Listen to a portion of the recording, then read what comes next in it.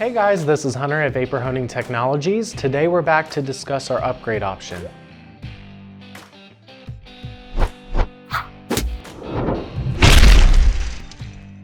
One of the things that VHT offers is a no depreciation upgrade option where you can trade your cabinet in and upgrade to the next model without any depreciation.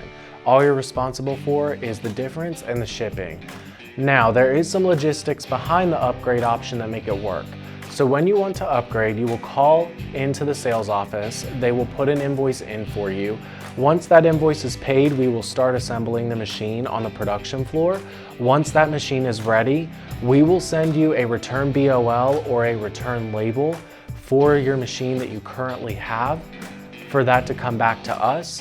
Once we receive that machine and we evaluate it, we approve it, we will send out your new machine to you. So this is about a 6 or 7 day process depending on where you're at in the United States, could be a little bit longer. So it's best to prepare for that time. If you have any questions, please give us a call. Our number is 828-202-5563.